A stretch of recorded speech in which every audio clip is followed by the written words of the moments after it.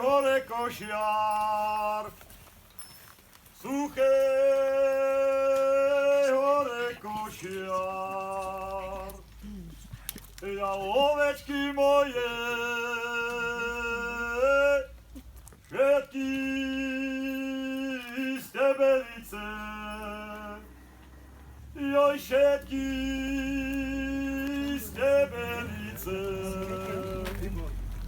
ile som si vyslúžil pri vás šibenice, pri vás šibenice.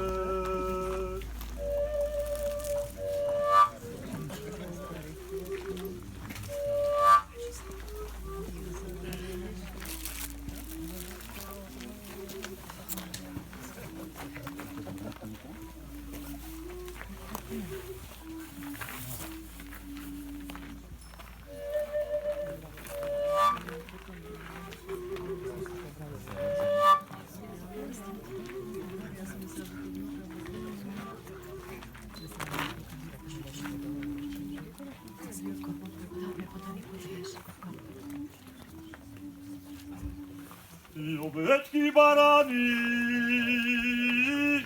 kdože vás podojí, kdože vás podojí. Iba ča pri frajerce, valachom sa nechce, valachom sa nechce.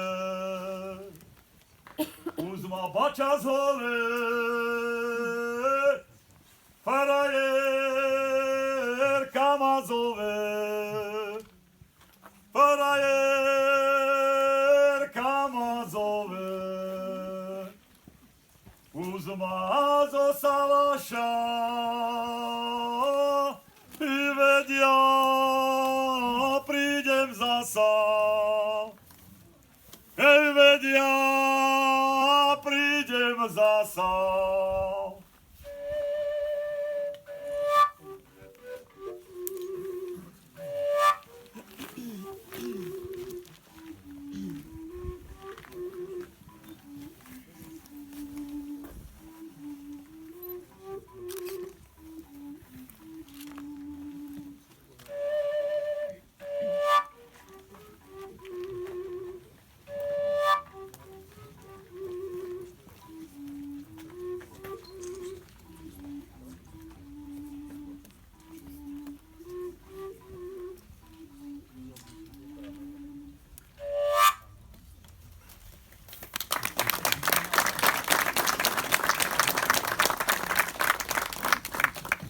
Vážené dámy, páni, vzácni hostia.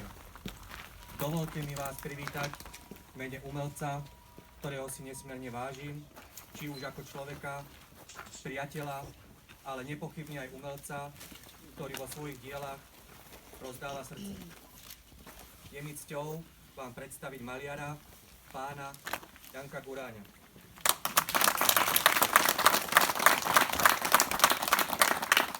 Vlkolinec sa mu stal studnicou inšpirácie, ktorú nespočetne ráz zachytil vo svojich malbách. Prostredníctvom nich šíril meno tejto malebnej dediny, zapísanej v zozname UNESCO na mnohých výstavách na Slovensku i v zahraničí. Musím vyzdvihnúť, že ako málo ktorý umelec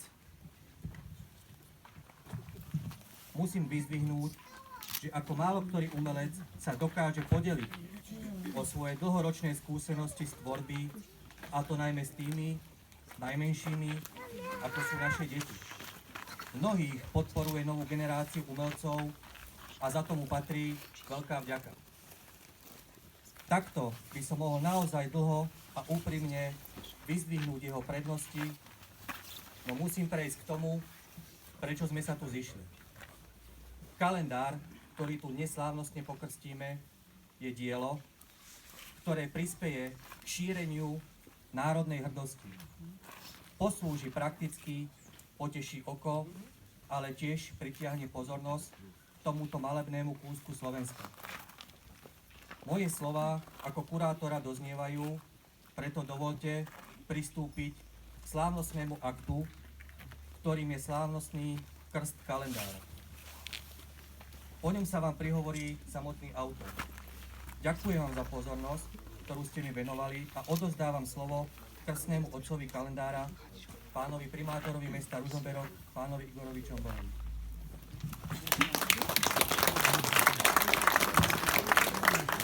Ďakujem pekne za slovo. Veľmi ma mrzí, že tu nie je mestská televízia, aby natočila takúto nie málo významnú udalosť, ktorá sa tu odohráva momentálne, pretože zazneli pekné slova pána kurátora. Vy ste sa tu zišli v hojnom počte, takže týmto vás tu vítam všetkých. A chcem povedať len toľko, než pristúpime k tomu krstu, že je snáď prirodzený postoj človeka k veciam, k bytostiam, hlavne k prírode, ktorá nás tu obklopuje, ale aj k ľudskému životu. Prirodzený ľudský postoj je postoj obdivu, úcty a sympatie. To znamená, že to, aby takýto postoj bol udržiavaný a aby si ho ľudia uvedomovali, tak treba zachovávať tradície. A kalendáre, to je jedna z vecí, ktoré pomáhajú udržiavať tradíciu, a nevymyslí z nášho života, chvála Pánu Bohu, že táto tradícia vydávať kalendáre a ešte ich aj nejakým atraktívnym spôsobom ponúkať širokému publiku vlastne patrí k tomu zachovávaniu tradícií. A spomínal som už, že tá tradícia je taká pevná kostra toho, aby človek mohol prežiť zmysluplný život, aby plnosť životného pocitu človek skutočne mal, aby to nebola len virtuálna realita. A k tomu slúži aj toto dnešné naše stretnutie, keď sme sa tu všetci zišli. Tak aby som toho nerečnil, chcem gratulovať autorovi k tomuto krásnemu dielu, ktoré za chvíľu pokrstím. Chcem povedať toľko, že snáď je to dielo, i keď sme sa tu zišli v pomerne veľkom počte, tak bolo by sobectvo takéto krásne dielo nepredstaviť aj k širšiemu publiku. To znamená, chcem, aby sa to dostalo do verejnosti, aby sa to dostalo do rúk a do domácnosti väčšiemu počtu ľudí, lebo je to sympatické dielo, ja som si to prezrel. Maliar do toho venoval svoje všetky vedomosti o tejto lokalite, venoval tam cit, dušu venoval, má to svoju výtvarnú hodnotu. To znamená, reprezentuje to aj tú pamiatku UNESCO, ako to spomínal pán kurátor, náš Vlkolínec, čo je mestskou časťou Ružomberka. Takže keďže toto sympatické dielo by malo slúžiť širšiemu publiku, viacerým ľuďom, tak ho dneska pokrstíme a uvedieme ho do života a zaželáme mu, aby sa mu darilo. Dobre? Ďakujem vám.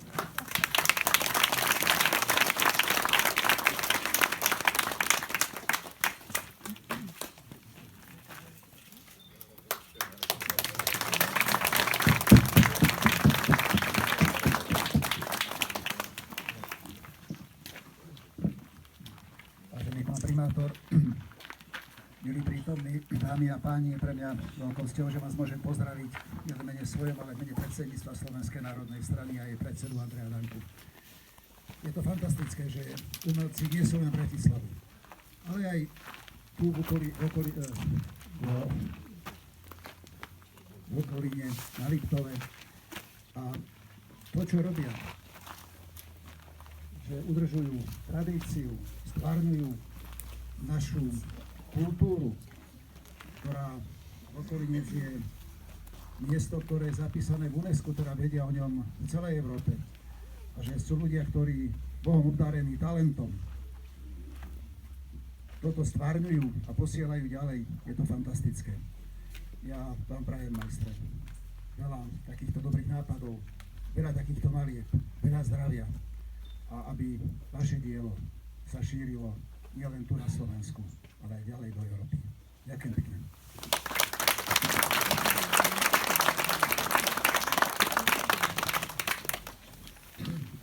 No, čo by ja som tomu povedal, hej, k tomu kalendáru najprv poviem, bola to trojmesačná práca mojej celej rodiny, ktorá ma v tom podporovala. môjho syna, tu nám predstavím, má 18 rokov, je to výtvor jeho, Jakuba Guráňa. Samozrejme výtvor mojich obrazov, ktoré si môžete prezrieť v mojom indiánskom wigwame. Ja som to tak nazval, lebo náčelník Apačov, ešte dneska to moja rodina vie, že najviac sa teším na pravdu dneska, aby tá pravda sa šírila medzi ľudí a hovorí nám, deťom, ďalším generáciám ten film, tak preto som si aj náčelníka Apačov malými portréty namaloval a preto to volám Indiánsky stan Jana Guráňa.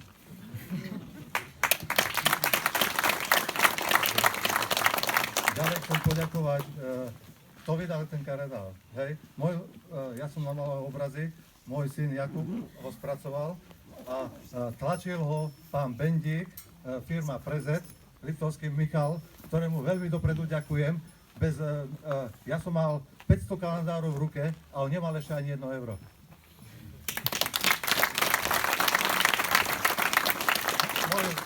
Nech sa ti páči, prosím ťa. Tak to som v živote sa nestretol s takou ochotou. Bol som veľmi prekvapený s ochotou všetkých pánov starostov, ktorým ďakujem, tu sú prítomní. Mesto Ružomberok, pánom primátorom, viceprimátori Slašťanovi, pánovi primátori Čomborovi, všetkým starostom Liptova, ktorí mi v tomto projekte pomohli. A tu je vydavateľ môjho kalendára, ktorému takisto veľmi pekne ďakujem.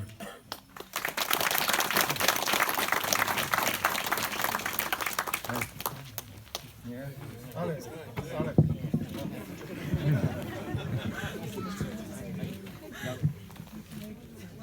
Ja nie som taký rečník, ale pokiaľ sa mne niečo páči a verím tomu, že to dobre dopadne, tak ako verím tomuto kalendáru, tak človek to robí s radosťou a nerobí to pre peniaze a tým pádom by som sa chcel akože poďakovať, že som mohol dostať takúto možnosť a vydať takýto kus histórie pána umelca Jana Guráňa. Ďakujem.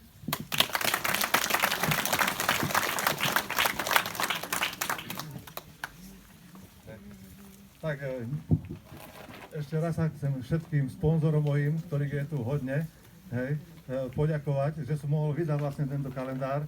Boli to obrovské náklady pre moju rodinu. Ja som išiel do obrovského rizika. Ja som nemohol spávať 2 týždne kvôli tomu, aby ste vedeli.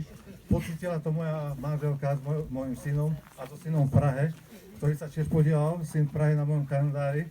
Ale myslím si, že nakoniec celkové toto naše dielo zožal obrovský úspech, napríklad včera v Pardianskej Lubči. Ľudia mi zobrali asi okolo 300 vizitiek. Dneska nemôžem ani vizitky rozdávať, lebo som ho neprišiel v Pardianskej Lubči. Tak stálo to za to asi, že sme spolu so synami a s podporou mesta Ružomberok, pánom primátorom Čomborom, pánom Slašťanom, čestným predsedom nášho združu klubu UNESCO, kde som tiež predsedníctve klubu UNESCO, a všetkým vám prítomným hosťom a hlavne mojej rodine za tú trpezlivosť, ktorú sme zažívali najbližšie. Ďakujem vám a chcem vás pozvať na občerstvenie do požiarnej zbrojnice všetkých. Nech sa páči.